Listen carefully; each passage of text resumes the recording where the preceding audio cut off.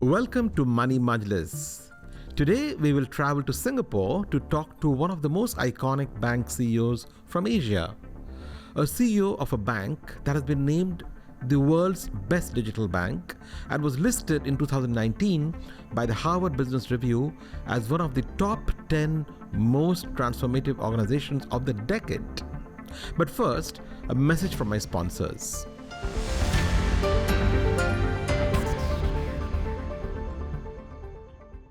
This podcast is proudly brought to you by MasterCard. Money Majlis is sponsored by Wio Bank. Fuel your ambitions with banking designed to power your success. Discover more at wio.io.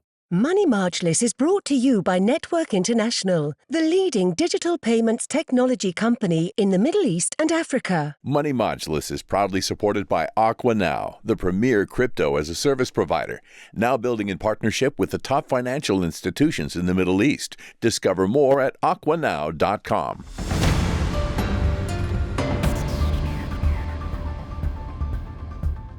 In today's episode of Money Majlis, we will be talking to Piyush Gupta, Chief Executive Officer and Director of DBS Group since 2009.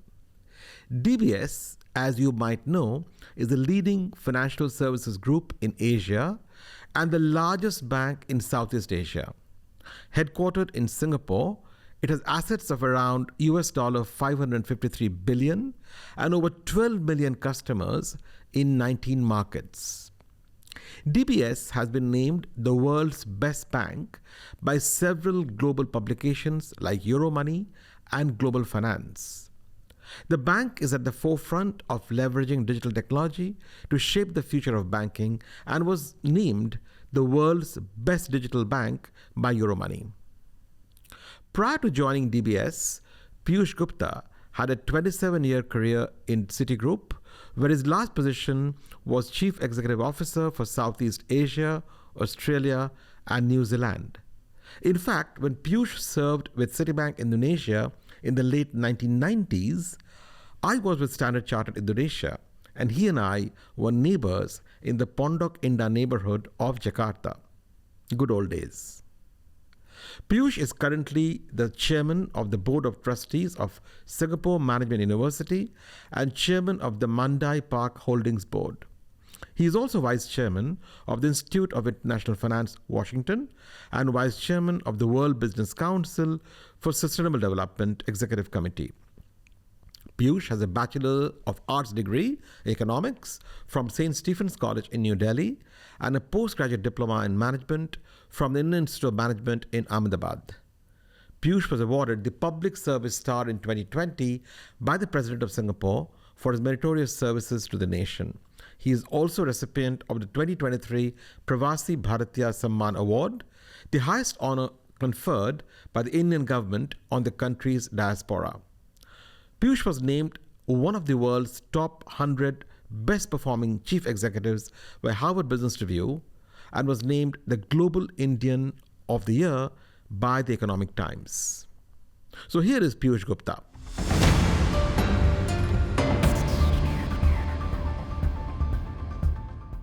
Piyush, how are you doing? It's an absolute pleasure to talk to you after so many years. So we're really happy to join you again and do this. Your podcast is making waves, so I'm really fortunate to be able to do this with you. No, it's absolutely my pleasure and privilege, Piyush. Let me start with your bank's latest results, which you announced just a week back. DBS recently posted a record net profit in the third quarter of 2024, crossing Singapore dollar 3 billion for the first time, up 15%. You attributed this number to record revenues from wealth management, from treasury sales, and from trading income. Tell us a bit more, Piyush, on what you expect the shape of your revenues to be going forward. Let's say between consumer banking and wholesale banking, and between domestic revenues and overseas revenues. Do you believe separately that legacy banks like DBS will face increasing pressure on wealth management from nimbler new players in Asia? Well, that's a lot of questions you packed in there, Suvo. So let me try and unpack them one by one. when you talk about the consumer versus corporate banking, we are roughly half and half today, order of magnitude. Yeah. Our corporate banking business is quite broad. We operate and have reasonable business in 9 or 10 franchises. Technically, we're in 20, but half of them are sizable. The consumer business tends to be more concentrated. It's mostly in Singapore, and then there is some business in Hong Kong. And now increasingly with our acquisitions in India and Taiwan, those businesses are beginning to get bigger. But the bulk of it has traditionally been a Singapore-centric business.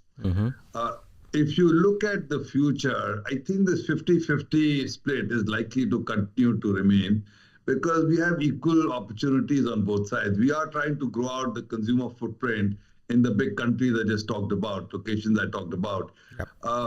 The corporate footprint continues to benefit from things like China Plus One, supply chain realignment, capital and trade integration across Asia. So I think the relative split of business in that context is likely to be sustained. Your second prism you asked about is domestic versus international. And that's actually a little bit more interesting. 15 years ago, when I started in my first year, I had this thinking, I still do, that at the end of the day, Singapore is a small market, city-state, and is likely to be limited by demography. And therefore, over time, we should try to scale DBS outside Singapore. And I'd come up with this shorthand, which basically said 40, 30, 30. 40% of our future business should be Singapore, down from 60. And then 30 and 30 should be North Asia and Southeast Asia. When I first came up with those numbers, I had a sense that we might be able to do some large M&As, which would allow us to make that shift. In truth, very early, we realized that M&As were not going to be easy to do in a post-global financial crisis world. And so we had to walk away from that 40-30-30 split.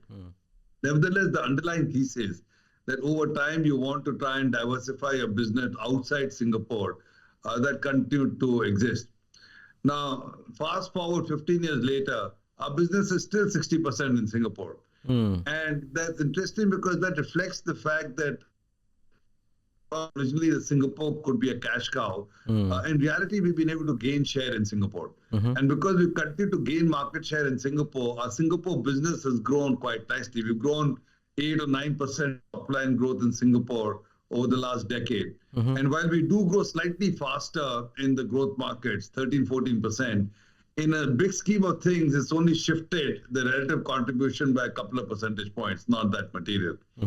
Now, if I had to fast forward, however, and look 10, 15, 20 years out, I would submit that you will still see much more growth in these large markets. India in particular is likely to be very material to us. It's a full service platform. We can do everything in India. And right now, it's our fastest growing business. We're growing 25% per annum in India. So if you had to take a long view, I would say, the relative role of countries or locations outside Singapore will shift. Though I also think that getting to 40, 30, 30 in even the 10, 15-year period after me is not likely. Your last question around wealth management, I guess, the underlying right thing to focus on is today 40% of our income comes from two business lines, 20% from wealth management, 20% from transaction banking. And these collectively used to be less than half that number a decade ago. So both have been fast growing businesses. Wealth has grown 10x and transaction banking has grown 5 or 6x. Now, I think what we've been able to create in wealth management, to your specific question, is actually quite differentiated. We weren't in the top 30 in Asia. Today, we're number 3 in AUMs. But in terms of profitability, we're probably the best because our cost income ratios are very efficient. And the platform we've created, which includes digital, which includes multiple restaurants with a single kitchen, which includes a one bank approach, is a very robust platform. And so when you talk about nimbler competitors, I sort of find it hard to understand which competitors are really much nimbler than we are. My view in the future is it's not going to be, if you're a fintech, you're nimbler. If you're a bank, you're slower. I think it's going to be who is nimbler and who's been able to embrace technology and agility. Correct. And that could well be an incumbent bank. It could well be a fintech. So I don't think it's necessarily destined that banks are going to be dinosaurs or legacy players. And certainly so far, we are able to hold our own quite well. If you look at the big wealth flows coming into our region, we continue to get disproportionate share. And we're using the same technologies, artificial intelligence, digital technologies, mobile phone, iPads, as any of the newer players are. So I think we can hold our own. Piyush, in the space of wealth management, you also did one or two acquisitions, right, inorganic. How's that worked out for you? It's actually worked out very well. Our acquisitions were, I call them bolt-ons. We acquired SocGen in 2016 or so. Yeah. And that was very helpful because it allowed us to broaden our product platform and bring in a lot more structured products, which the French banks are particularly good at. I was a little concerned in the beginning about cultural integration between the French bankers on the one side and Asian Chinese bankers on the other. But actually, that's worked out extremely well too. We've got a really good blend.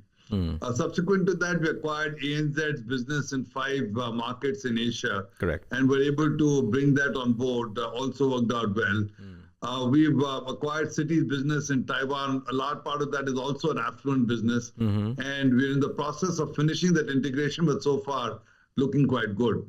So wealth has been one area where I think we've developed the chops, the knowledge and capability to bring in businesses and port them onto our existing platform. So if we get such opportunities going forward, we will continue to look at them. I mean, quite amazing track record of acquisitions then, right, Piyush? I mean, ANZ was a big one.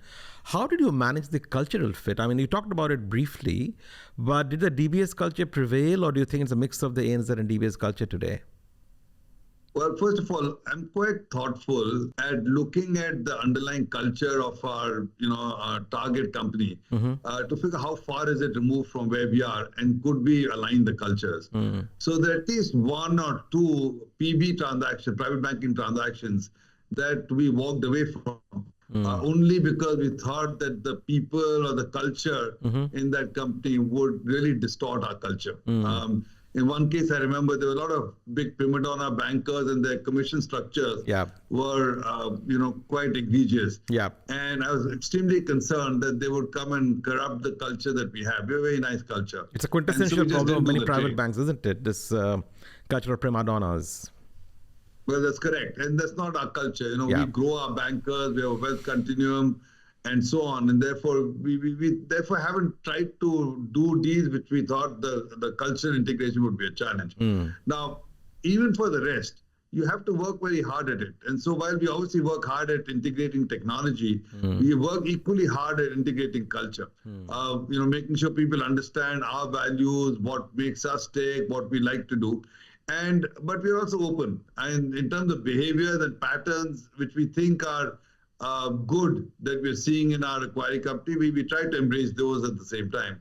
But in general, that's been one of our secret sauces. We still have a very unified and integrated culture that we've been able to create at DBS. And as you know, for many companies in our sector, the reason M&As don't work is because the cultures never blend.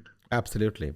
Piyush, talking of culture, you had a truly remarkable innings at DBS over the last 15 years, and you just talked about the fact that you're looking at moving on to something else next year. Now, since you took over as CEO, the group's share price has more than tripled. Market cap has grown by 6x, and the price-to-book value ratio has crossed 1.7 in an industry where 75% of banks trade below a ratio of 1. Now, DBS has also been adjudged the world's best bank and the world's best digital bank by multiple publications, and you yourself are the top 100 CEO globally in HBR rankings. I mean, that's an amazing scorecard, Piyush. As you look back, what would you highlight as some of the most impactful moments of your time at the helm of the bank, and what do you think will be your most enduring legacy that you leave behind as you hang your boots next year? Well, thanks for those kind words, Suvo. But think about moments. I like to think of my tenure at DBS in 3 phases. Phase 1 was the first 3-4 years. We started off lacking, I wanted to try and focus on trying to build Asia's best bank. But in truth, I'd taken the senior team out to Sentosa, and we're trying to shape the usual idea of creating a vision. And I was not able to get the team to commit to being the best bank in Asia. And so the vision we chose was to be the Asian bank of choice. I realized very early that there was a lot that we had to do to fix the plumbing of the bank. Our technology was disparate in every market that we were in. Our credit policies were not consistent. We did not have adequate MIS, so we were flying blind in many places. And much of the culture of the bank was inward-looking. In fact, I called us an overgrown Singapore bank. Many of our processes were appropriate for a single country operation, but we had over the years become a multinational and never changed our way of working. So fixing all of that in the first 3-4 years was quite important. It allowed us to build the underbelly that has stood us in great stead in the decade since then. But if I had to choose the single most important substantial transformation that we did, it was in phase 2. And that is what the world is often called our digital transformation. By 2013, I'd begun to get convinced that I already talked about it. The old way of expanding through M&As, that's not going to work. It was also beginning to be clear that some of the big tech firms in China were reimagining banking, Alibaba in particular in those days. I happened to have a meeting with Jack Ma in 2013, and it was a seminal meeting. I came away from the breakfast really figuring that these guys had thought of a completely new way to address our industry. They were raising money, they were lending money, they were doing insurance, they were moving money around. And they were doing it with 0 feet on street, no relationship managers and no branches.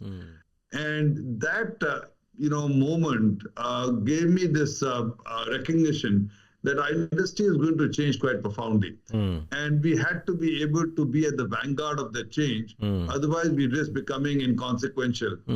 And so we launched in 2014 this big transformation program. We called it Making Banking Joyful. And we sort of architected it around 3 pillars, redoing our tech stack to more really getting to be customer-centric like the big technology companies were, customer obsession. And then really changing the culture of the company to, I call it a startup culture, but agile, nimble, risk-taking, and we were fortunate that all of the parts of this transformation strategy panned out quite well. We set ourselves the vision of being, we called it hashtag BBIW, best bank in the world. And we gave ourselves 5 odd years to get there. We're fortunate that we started getting recognition in year 3 as well. We were named the world's best digital bank in 2016, and then we were named the best bank in the world the following year. So if I had to look back, I'd say that was quite an important part and quite a distinct part of my tenure and career. And I guess phase 3, the third part, in the last 4-5 years, we decided to embrace sustainability. The vision the team came up with this time was to create the best bank for a better world. The agenda around sustainability is not just climate and green, but it was really as much about the S of ESG. How do you create relevance for community and society so that people figure that you have a legitimate right to exist and be in business? Your thought on, what legacy I leave behind. I'm not a big one for legacies, but if I had to choose one, it would really harken back to what we talked about, which is the question of culture. I think in the long term, strategies evolve. Even your vision and destination evolves. What gives you competitive advantage is how you do things and the value system and culture that you're able to build. To me, the biggest satisfaction has come from the fact that most people would say, including our employees, that the DBS of today is very different from the DBS of a decade ago in terms of how we function, horizontally, data-driven, with just that additional amount of capacity to innovate, to take risk, and to have some more oomph. And that culture is not easy to create. I have a concept called culture by design. And we've had to work very hard over the years to create this way of working and a culture that I think gives us speed and agility and allows us to respond very quickly to events as they occur. No, that's amazing. That's absolutely amazing. And you talked about digitization there, Piyush. I mean, traditional banks have been racing against time to digitize their platforms, processes, etc. But with the exception of few standout examples like DBS, most incumbents are still struggling to achieve digitization at scale. In fact, up to 65% of tech spends today are still on running the bank as opposed to building the bank. Now, if you had to take stock on how banks are faring, not just DBS, but the industry is faring on this journey of digitization, what do you believe are the major hits and misses, so to say? How should the industry course correct? Why aren't other banks able to transform like DBS has done? So, you know as well as I do that the big challenge banks have had historically is they've been on legacy core banking platforms. And many of them go back 20, 30, 40 years. They're written on COBOL. They're hard-coded. They run on IBM mainframes. And they've been very, very difficult to revamp or change. Most banks in the period 2000 to 2010, even 2015, came a cropper trying to do this core banking transformation. And frankly, even DBS, between 2003 and 2005, we wrote off $500 million because we've been trying to do a core banking upgrade and weren't able to pull it off. So that's been one big handicap for most banks. How do you deal with the legacy core bank? A second challenge is that through 2010 to 2020, I guess that decade, when people started seeing digitization, I think people focused on just the front end, creating apps which they could try and take to market. Some people made effort with internet mobile banking platform, but again, all at the front end. I call it putting lipstick on a pig, because if you're not able to change the gut of the banking systems, the middleware and the backend platforms, you will never get the same degree of upside. Correct. As you will if you can actually change everything. We found in 2014, when we started looking around, that actually the nature of technology had evolved so much that you could take a stab at getting out of your core banking, old-fashioned mainframe, Oracle databases to new tech and do it in 4 or 5 years. And we got confidence because that's what big tech had done. All of big technology, whether it was Facebook or Amazon or Netflix, they weren't born with the new tech stack. They, in fact, were all using Oracle databases and the old mainframes. It was only AWS, when they came on board and they started changing everything, that the technology industry sort of changed itself. We realized that most of these big tech companies had revamped their technology in a period of 4 to 6 years. And so that gave us confidence that it was actually possible. We gave ourselves 4 years, and the task we gave ourselves was to move 99% of our apps onto a cloud native architecture. And frankly, between 2014 and 2018, we were indeed able to do that. We rewrote about 25% of our applications in native. The rest of them, we were able to containerize, Kubernetes, encapsulate in platforms and build APIs around. So we could actually migrate. And we did that by sort of unraveling pieces of an onion. We didn't go the whole hog one shot. You know, we unraveled pieces of an onion and move things across. But this singular focus on trying to move to new technology, microservice architecture, API based, you have to bite that bullet. Now, one thing that actually helped us was that when we started, we weren't able to produce an IRR or an investment return thesis. And the fact that our board stood behind us, our board told us to go for it without knowing whether the returns would come, that was a real shot in the arm. I do think a lot of companies fail to take this step because of lack of conviction and because the boards and the stakeholders hold them very tightly to IRR considerations very early in the game. I think some things like this, you just have to have a leap of faith. Now, in hindsight, it turned out to be well worth it because the payback started coming within the first 2 years. The new technology is just much cheaper. You know, you go on x86 server farms instead of large mainframes. You go on open source software, so you don't pay license fees. Your data centers are smaller. Your air conditioning bill is smaller.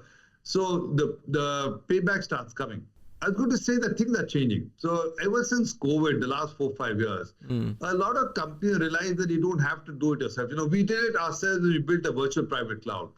Today, companies are actually migrating directly into the public cloud, and they're able to leverage some of these transitions and platforms without having to do it yourself. So I see a lot more progress now in the last 3-4 years than I did in the decade prior to that. I was going to ask you, The Piyush. same is true, Suvo, going forward for data, by the way. Same issue, and maybe we can talk about that separately. Yeah, no, I have a question on that coming up. But my question to you through the entire tech journey, Piyush, was as a group CEO, how much technology did you have to learn yourself through this period? Did you have to actually read up a lot about technology, or you depended on your CIO and CTO and your tech colleagues to do the work? Well, one thing that I had going for me is I have some tech familiarity in my past. I was an unusual CEO in the sense that I did not build my career in markets and investment banking. I built my career in transaction banking and ops and tech to a large extent. So in the first dot-com boom, I quit banking for a year to go set up a dot-com. And so I really dirtied my hands with the stuff. In the late 90s, I helped Citi build the first e-commerce platforms in Asia. So I did have some proclivity and an understanding of technology. Nevertheless, technology keeps changing. So yes, I had to keep myself up to speed, not just through my CIO, but talking to everybody. I talked to the tech firms, I talked to the consulting firms, I talked to everybody to keep abreast of what changes were happening and what was the potential line of travel. So yes, you have to keep educating yourself without a shadow of doubt. So you believe that bank CEOs today have to be far more tech literate than they had to be 20 years back? I think that's, to me, technology is today core competency.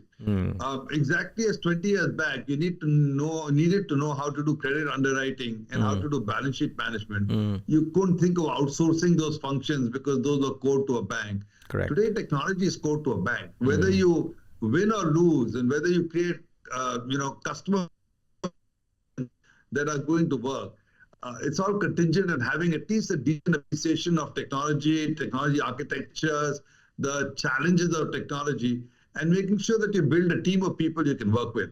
By the way, a second thing that you need to do, which we were successful with, you've also got to realize that technology is no longer the back office. When we started, tech was the back office, the RMs was the front office. Right.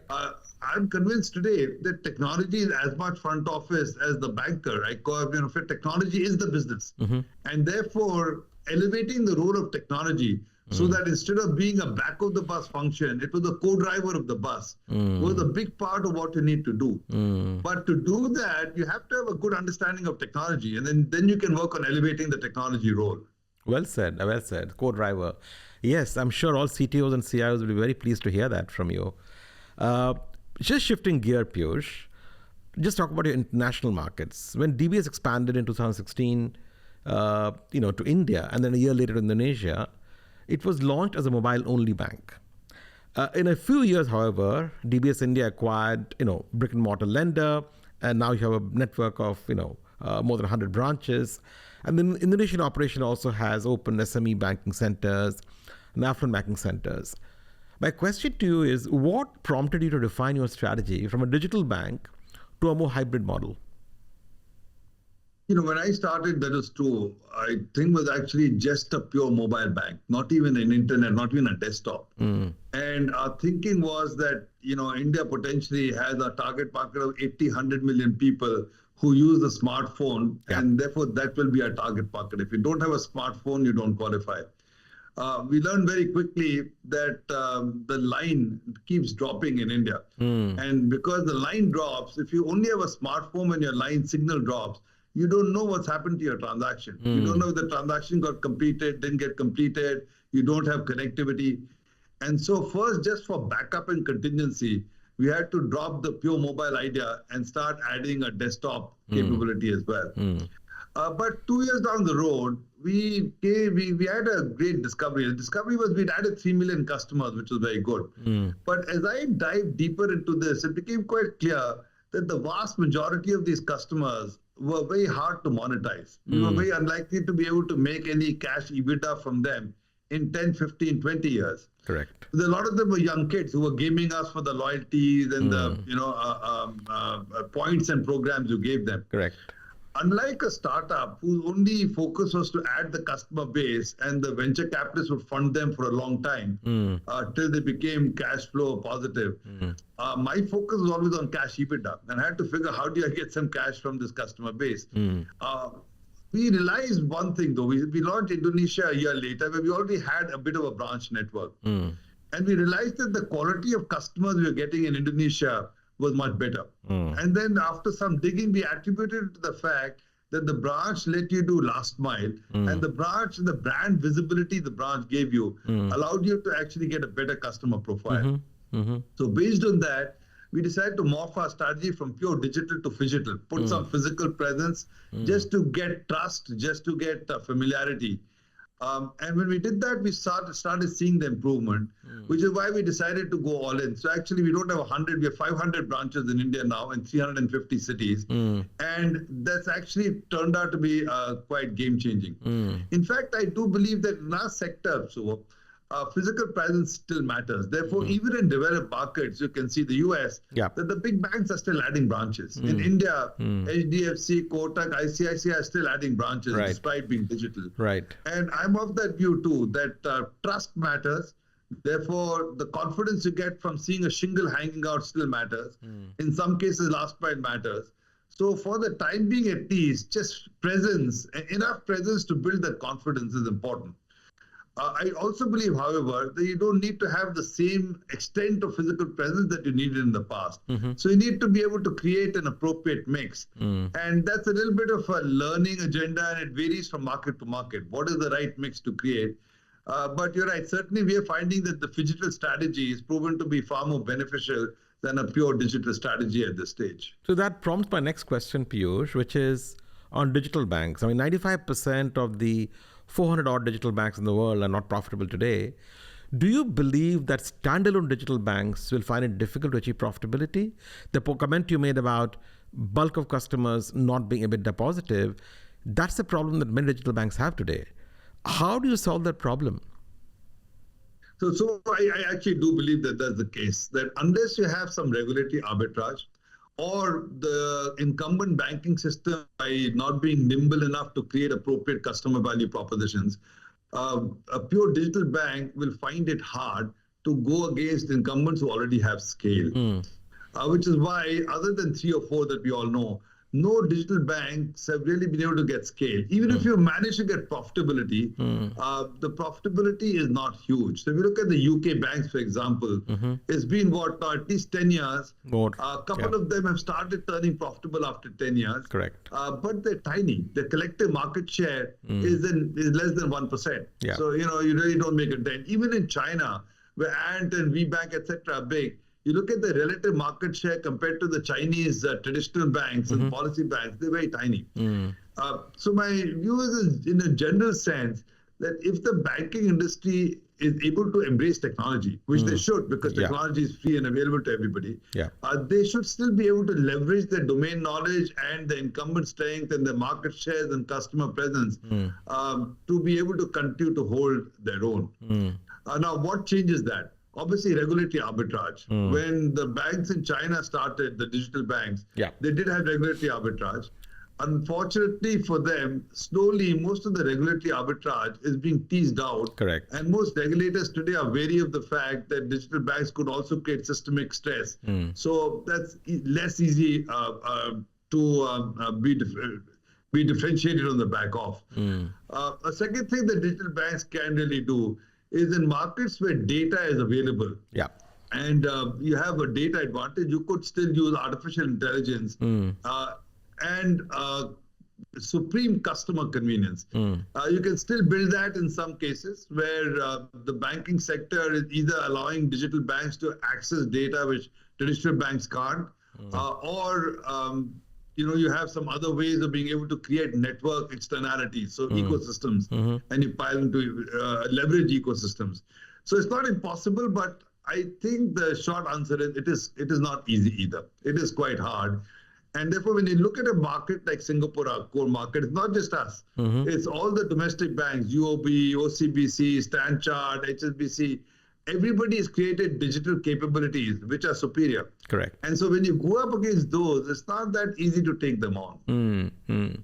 Now, Piyush, staying with the theme of international markets, is it difficult for an incumbent national champion like DBS to play a challenger role in markets like China, India, and Hong Kong.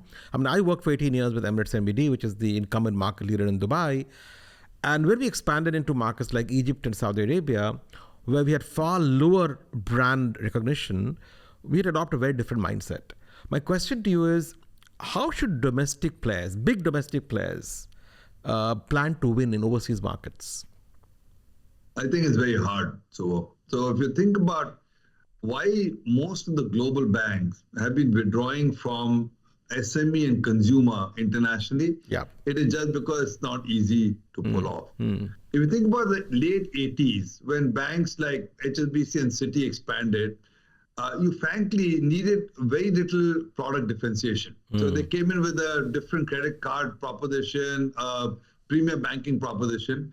And because the local banks had nothing, you just had to be slightly better than them and you could start creating positions. Correct. But over time, that changed. By the turn of the millennium, all the local banks wisened up into the game. They hired the same people and they started pouring money into technology.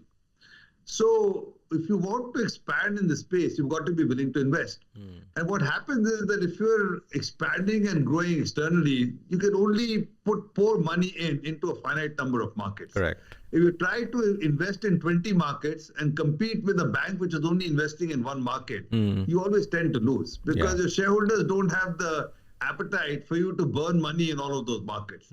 So my general view is that if you want to be in the commercial, in the consumer retail space, I think you need to choose 2 or 3 markets at best and try to build a position in those. Anything more than that is very hard to pull off. Then even in those couple of markets that you choose, you have to remember and recognize exactly what you said, that this is still a long payback period. And I'm now convinced, I've tried every which way, that you cannot expect to get scale and build position in anything less than 10 years. So you've got to go into it with your eyes open. You have to be willing to take the knocks and the ups and downs and hang in there for 10 years if you're going to do this. It's much easier to do it in the corporate space. So for a lot of banks, using digital to build a corporate presence, a transaction banking presence, a supply chain presence, there's probably a more realistic way to go. But if you do want to try and, like I said, build out a small and medium enterprise SME presence or a consumer card presence, then my advice would be that choose, to focus on a couple of markets and then be prepared to hang in there for a long period of time. Yes, understood. Piyush, DBS was one of the first banks globally to invest in fintechs. How has the experience been over the years? What do you think makes for a perfect marriage between a bank, a legacy bank, and a fintech? So we didn't invest in too many fintechs. In fact, my general bias was to only do that where I thought I could take the fintech and build it into my product capabilities. Normally the way I figure, you invest in fintechs for one of 2 reasons. Either you want the customer base, the fintech has been able to build out a large customer base, so you're acquiring customers, or you want product capability and technology capability that you're unable to create on your own. By and large, I felt that at DBS, we built out enough technology capacity to create our own capability. We have 12,000 technical people, engineers, 1,000 data people. And so we're like a mid-sized tech company. And so we've never felt really the need to go out and acquire solutions. We did it once or twice to speed in our time to market, but not at scale. And similarly, on the other side, we did explore several times working with fintechs to get into customer bases. And we found that you could achieve the same thing through a partnership without actually having to invest in them or put money to work. Now, the few deals that we did do, we find it's not that easy because, again, you've got to get cultural integration, but you've got to get value alignment. Correct. And I found that in these partnerships, it's not that easy to get alignment of values. Each of you wants the same thing. And therefore, when each of you wants the same thing, it's not that easy to figure, how do you share the value pool? So I don't think it's that easy. Piyush, Gen AI is something that you invested in quite a bit. I believe DBS has commenced experiments with 240 Gen AI based ideas. You launched an employee content writing tool called DBS GPT. Given your early experience, what's your take on AI technology and how ready are we to see real value in banks? So first of all, let me talk about AI before we talk to Gen AI. I started flirting with AI in 2012 when IBM launched Watson, IBM Watson. Correct. And we decided to be the global pilot for IBM to apply Watson to wealth management, wealth advisory. My vision was to plug Watson into Bloomberg on one side and to our client portfolios on the other. And Watson would, in real time, keep rebalancing the client portfolios.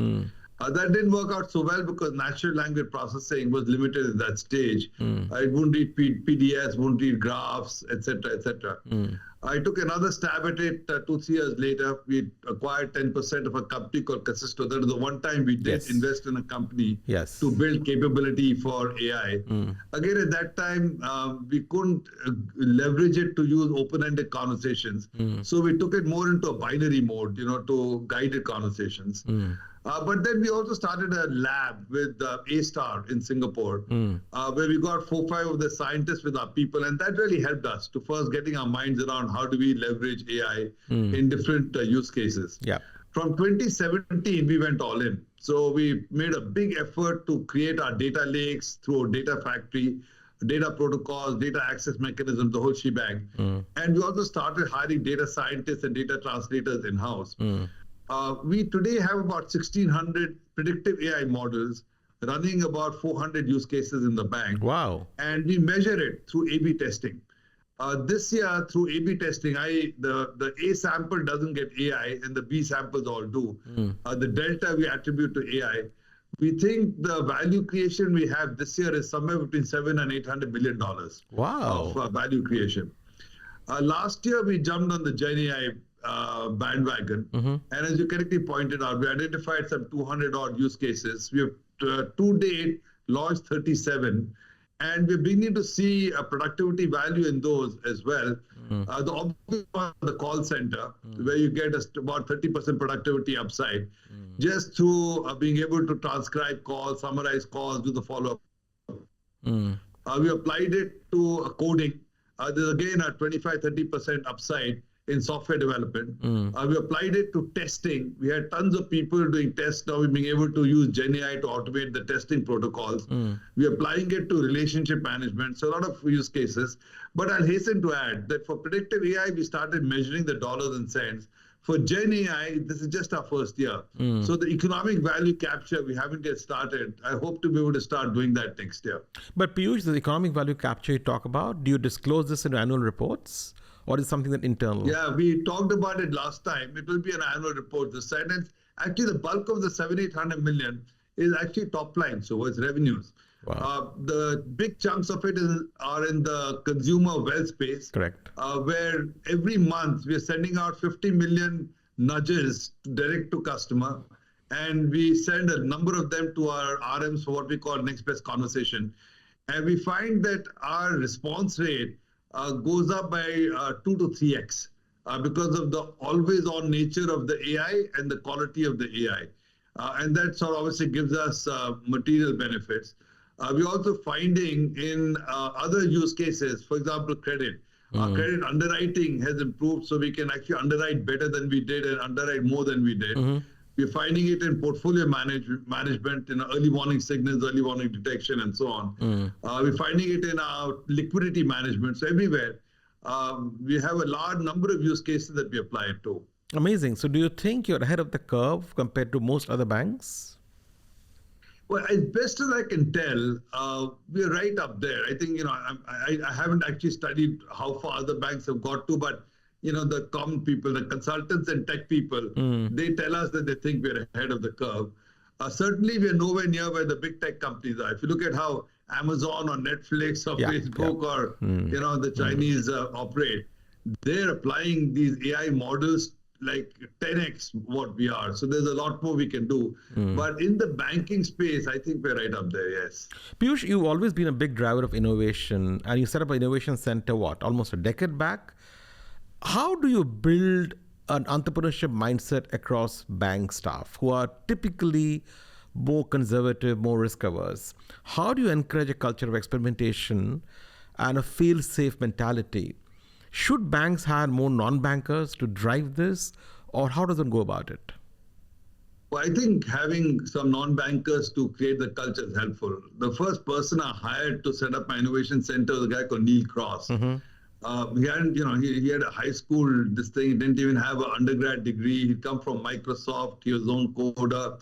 He had a scruffy beard, wore Bermudas. I have met Neil, I know what you mean. You've met Neil. And he was a game changer for us. Yeah. Because, just his very presence showed people that a maverick could work and succeed in a state bank like ours. And he drove a lot of programs to get our people to illuminate and think differently.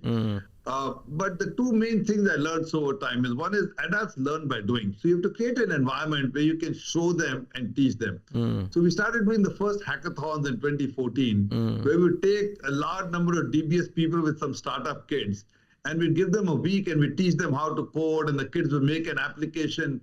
I had to fire up the imagination of the DBS people, saying, hey, this is possible, this can be done.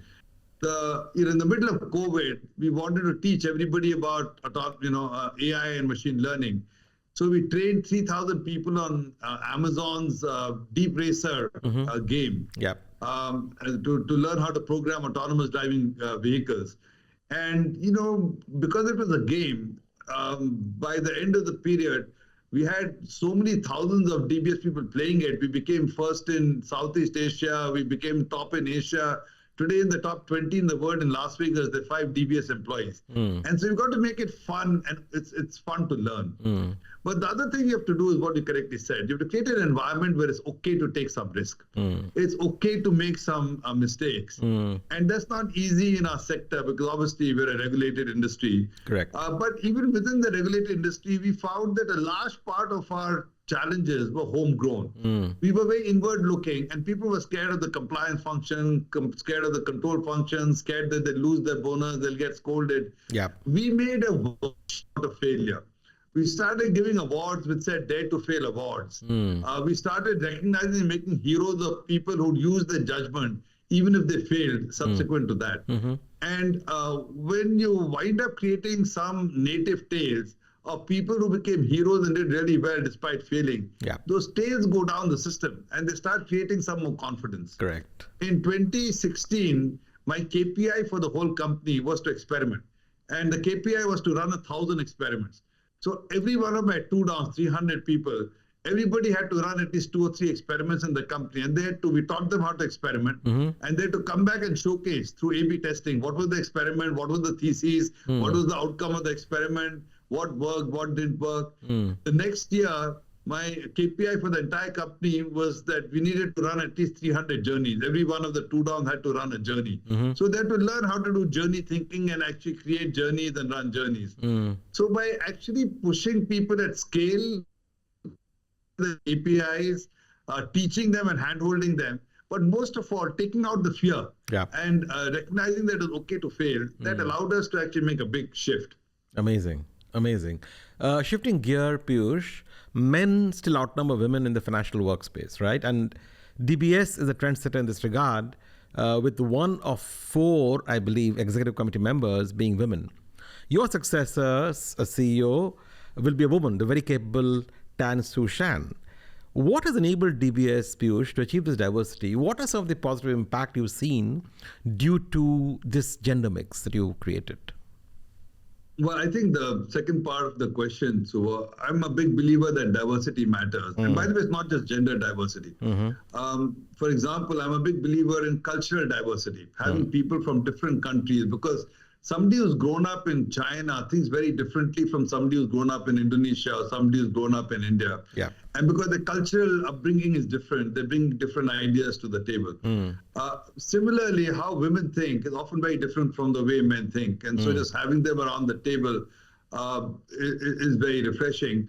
Also, I've also found it's true, the research shows that women tend to have higher EQ and be more emotive, be better on the soft side. So that helps the organization overall. But I also want to hasten to add, a lot of the great gender diversity in DBS. By the way, we have more than half women, and we have about a third at our management committee who are women. It wasn't my doing. I inherited it. And I inherited it because I think DBS very early on was thoughtful about letting women off-ramp and on-ramp. So my CFO, Sokwi, for example, she's had 4 kids. Seat positions around my capital markets, left twice for two-year stints to follow her husband around. But DPS had an approach where they would let you go, but when you came back, they take a bet on you and give you an appropriate role which was commensurate to your earlier seniority and commensurate to your skill set. And so that approach of letting women handle the maternity years, handle the sabbatical years, and still bring them back into appropriate positions, I think that allowed us to create really good role models. And the younger women, when they looked at the role models, they felt they could do it too. I think so. A lot of it was history. Now, of course, since then, we've done all the same stuff that many other banks do, which is companies do. We just continue to focus on gender-specific programs to help women to lean in, creating, women platforms for women to get together and figure their own challenges and how they can. All of that helps. But like I said, I think it predates me. Understood. Piyush, as you plan to retire from the bank next year, what are your next plans? Will you live more and bank less, like the DBS tagline says? I know you're an avid bird watcher and a wildlife enthusiast. You're a co-chairman of the BirdLife International Advisory Group. How do you intend to spend your time on these interests or hobbies, or do you expect another banking innings from you? Well, so the reason I chose to retire is I think you need to have a plan for your life, like you do for careers. Yep. And I'm turning 65. I figure, I probably have another 10, 15 years of assured mobility. And I wanted to reserve a piece of my life to do the things that I want to do outside of banking. I've done 45 years of banking. Yeah. And so, no, I have zero plans to go back into banking and do more banking or finance. But I do have a lot of eclectic interests. So wildlife and nature has always been a passion. And so in addition to BirdLife, I've taken on chairmanship of Singapore's wildlife assets to the Mandai Wildlife Group. Wonderful. Education is being another big interest. So I chair Singapore Management University. And so my whole idea is to try and do things where I think I can make a difference and I can enjoy myself alongside. But honestly, all going to be organized functions. I do want to take time out to travel, and I do have, like I said, many eclectic interests. Now, having said that, I'm going to take 6 months off, get off the grid, and then see if other interesting things come along. We'll take a look at them, but they're likely to be in banking and finance. Excellent. We look forward to that, Piyush. But before we go, what advice would you have for the youth of today on what a banking career will look like in the next, let's say, 2-3 decades? What are the roles you think will gain prominence and which ones will go away? And what kind of skills should youngsters of today develop to be a successful banker like you in the future? So I'm generally of the view, it's not just for bankers, but for everybody. It's very hard to say what skills and what professions and what jobs will exist even 5 years from now, leave alone 10, 15, 20 years from now. So if you'd ask me, would banks be employing UX designers 10 years ago? You said, of course not. Would we be having doctorates and PhDs in data science? You would have said not. So it's very hard to call that. So my recommendation to young people is to build horizontal and lateral skills. I think, frankly, the importance of humanities in education is underestimated. I think some of the biggest things that we need to solve for is connecting the dots, having a perspective, understanding philosophy. I think the biggest challenges for us will be what makes the difference between a computer and a human being. What is okay to do and not okay to do? What is appropriateness of data? All of these are humanities, not even computer science. So I think having breadth in your education, being eclectic, is helpful. I think also as you build your career, being able to dabble with a lot of things is helpful because, as I said earlier, it's going to be very important to know how to connect the dots. I do think you run the risk that the computer with Gen AI, etc., will be able to do a lot of the things that human beings can do today. And so the things that we can bring to the party are likely to be things of that nature. Perspective, emotion, EQ, etc. And so you only build those by getting a broad range of experiences over time. Piyush, thank you so much for your valuable time today. I've always admired your leadership and your vision from far. It was an absolute privilege to talk to you at length today. And as you graduate to the next phase of your life, I wish you and your family all the best, and to you, lots of interesting times with birds, wildlife, nature, and all that you enjoy personally. Best of luck. Thank you, Suvo. Thanks very much. I enjoyed chatting with you. And you keep on doing this great stuff. This podcast is a super idea. Thank you. Thank you, Piyush. This podcast is proudly brought to you by MasterCard. Money Majlis is sponsored by Wio Bank. Fuel your ambitions with banking designed to power your success. Discover more at wio.io. Money Majlis is brought to you by Network International, the leading digital payments technology company in the Middle East and Africa. Money Majlis is proudly supported by Aqua Now, the premier crypto as a service provider, now building in partnership with the top financial institutions in the Middle East. Discover more at aquanow.com.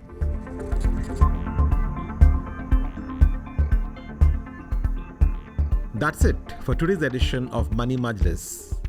I'm happy that I could bring to you this sparkling conversation full of gems with one of the best bank CEOs in the world, Piyush Gupta.